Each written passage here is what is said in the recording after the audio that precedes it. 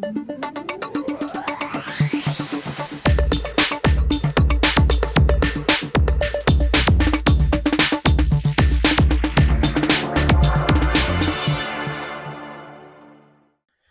everyone, thanks for joining me. I'm Carl Lerche. I lead the Tokyo project, which is an asynchronous runtime for the Rust programming language, and I'm doing that work on Tokyo at AWS.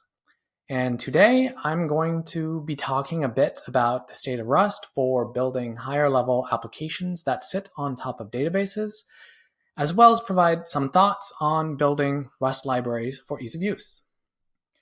So first, you probably already know about Rust, but in case you don't, Rust is a programming language that provides the same runtime performance as C or C++ do, while maintaining memory safety, so your programs won't segfault. And it does all of this guarantee at compile time without using a garbage collector. And to date, most of Rust's adoption for server-based applications has been at the infrastructure level. So, I'm talking about cases like databases, proxies, routers, etc. So while Rust has been used sometimes for higher level applications, it's not something I see as often, but that has been changing slowly recently. So I think a common misconception people have about Rust is that it's not as productive as other languages. And this position doesn't really match what I see in other organizations that have adopted Rust. But what I do think is true is that it can take longer to become productive. So, in other words, the learning curve is longer. But once you cross a certain point, productivity with Rust on average is roughly as good as any other language. Now, I'm saying on average because in practice, it does heavily depend on the specific use case. But if I can make, coarse-grained arguments, on average, I do think Rust is just about as productive. And I gave a talk last year at P99 CONF, making the case that Rust could make a lot of sense for higher level applications as well as that infrastructure level use case. Those kinds of applications can also benefit from Rust performance and reliability. However, Rust's ecosystem was holding it back. So historically, Rust has been positioned as a systems level language, and a lot of Rust ecosystem focuses on those infrastructure use cases. So because of this, a lot of Rust libraries tend to prioritize maximizing performance over ease of use, which makes sense if you're building a database, but maybe less so for higher level applications. And also, I think there was just a gap in the ecosystem for building, for the basic building blocks for building those higher level web application type use cases. So that was a year ago. Let's talk a bit about now. So at a very high level, to build a database application, you need, some sort of HTTP router library that takes inbound requests and matches those requests to a handler. And you, as the application developer, will implement that handler by using some sort of database client, an ORM or whatever library you like using, to query the database, get the result back, and respond to that HTTP request. So far, so good. So where is Rust as an ecosystem when it comes to providing tooling for this? So I think Rust actually has quite a few good options for that HTTP router part of the equation. Things like libraries like Axum, Warp, Actix, and I'm probably not mentioning a bunch. Personally, I'm partial to Axum. It's a nice little library that gets the job done, minimal boilerplate. You can find a more complete list on that website on the slide. So all in all, I think the state of the HTTP router ecosystem side of things is quite strong. But for the database client side of things, there are fewer options. So Diesel is kind of that original ORM for Rust. People have used it with success, but tend to report that it can be harder to use. And the other kind of main option is something like SQLX, which is a nice small library that makes it easy if you like writing your SQL queries by hand. And that isn't say there isn't anything wrong with writing your SQL queries by hand. But my personal opinion, and based off of some discussions I've had with others that have experience building Rust web apps, I do believe there's a need for higher level database client libraries that focus on ease of use. So since my last talk at P99 Conf, and that's what I've been working on. So Toasty is now open on the GitHub, on the TokyoR's GitHub. But be warned, it's still at a very early and I'd call it a preview stage. Examples work, but there are still a lot of panics once you stray off the happy path. So it's still a bit experimental, but I'm hoping that it will reach the point of being stable enough for use in real world applications sometimes next year, more realistically towards the end. But I think it's a good time to check it out and start providing feedback. So my goals for Toasty: first, I want to build a library that prioritizes ease of use over maximizing performance. And that isn't to say that Toasty doesn't care about performance. After all, if you are using Rust, you probably want things to be pretty fast. But when designing the flow of the user's happy path, when there's a design trade-off between ease of use and squeezing out the last bit of runtime performance, I pick ease of use. Second, Toasty doesn't just target SQL. Now, to be clear, Toasty does not abstract away the data store.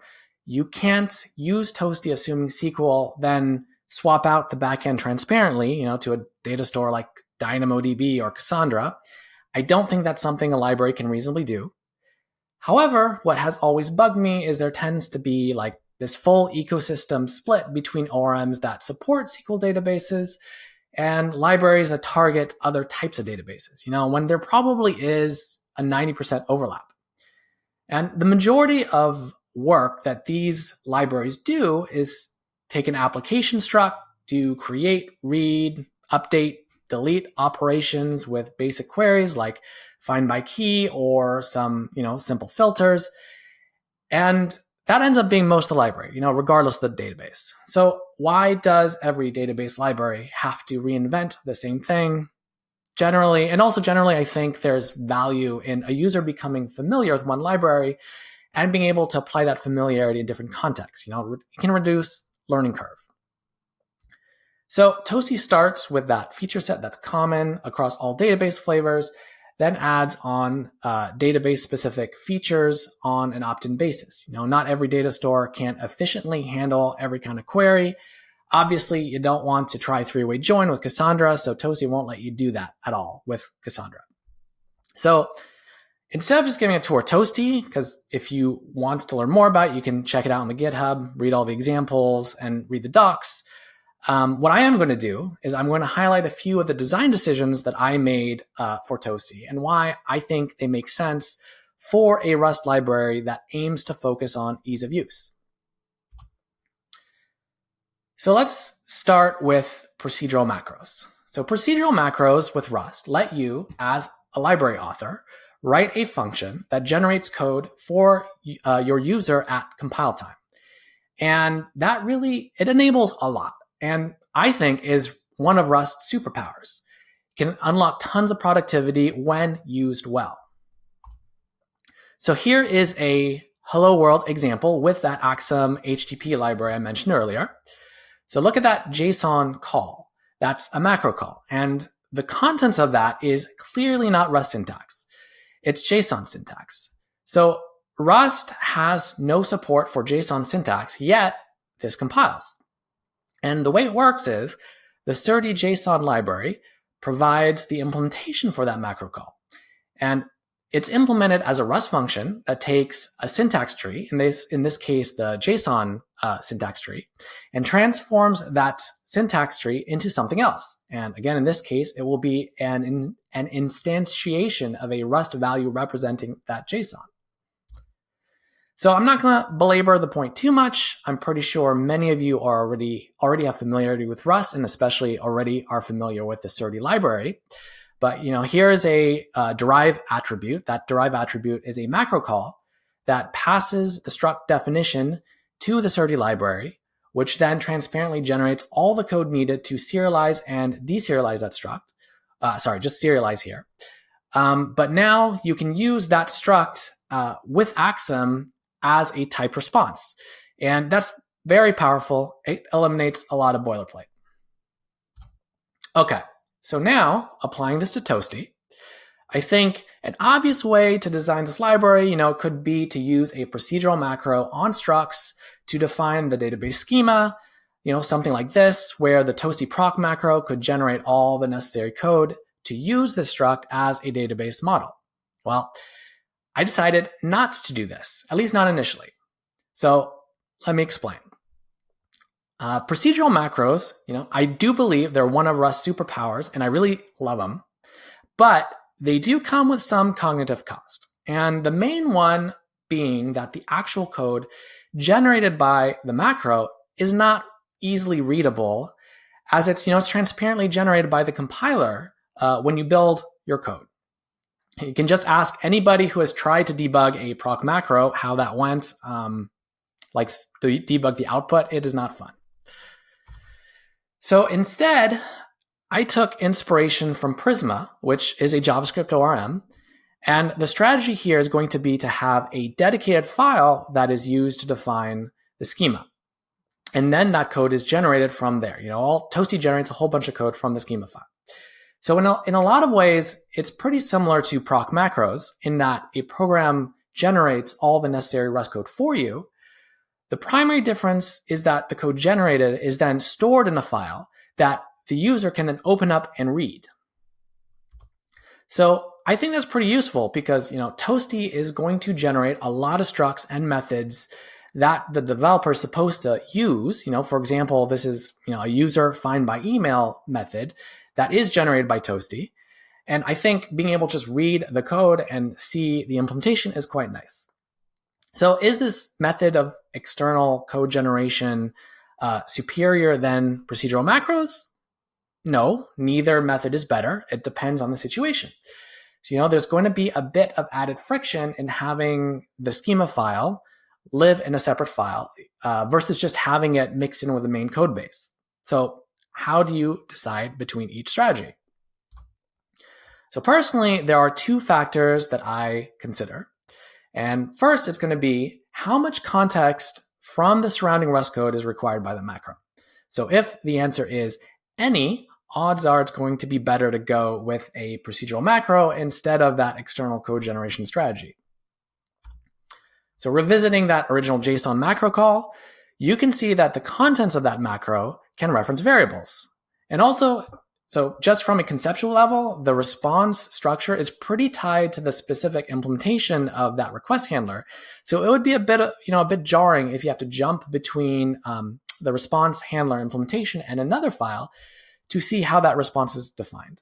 So this is a highly contextual case that I think would be awkward to implement using an external code generation strategy. So a good use case of procedural macros. And the second factor is, how important is it for the user to discover the details of the generated code? So another way to think about it, how important is it for them to read the generated code themselves? So let's consider Surdy again. This procedural macro generates an implementation for the serialized trait. That trait definition is public. The specifics of the implementation matter a lot less. So it's going to be a lot less important for the user to read that generated code that's implementing serialize. So probably a good fit for procedural macros. Now, Toasty, on the other hand, generates many bespoke methods, and it's really just, again, useful to just be able to open up and read a source file to see them all. Okay, that's procedural macros. So in short, code generation, a great way to eliminate boilerplate. And procedural macros in Rust are really one of its superpowers that help get that productivity. As a library author, just be sensitive of how much code you're going to generate, how it impacts users trying to learn to use that macro. If there's extensive code generation and it's not super context dependent, consider avoiding the proc macro and using that external code generation strategy. Okay. So now let's talk a bit about traits. And in my talk last year, I mentioned a rule of thumb: prefer enums over traits. And that tip was more targeted for the application developer building their own applications. When building libraries, traits are often a necessity. I still do think preferring enums over traits applies to library authors, so try to bias towards enums where it makes sense. But when it does make more sense to use a trait, really try to keep that trait usage as simple as possible. So doing something like this, probably okay. It lets the user pass in any type that can be converted to a string. And that's going to help avoid boilerplate in the caller's code in having them do that string conversion. Now, this, on the other hand, is what I'm calling a second order trait bound. So the more complicated the bound gets, the harder it becomes for the user to reason about what types they can pass in to that function.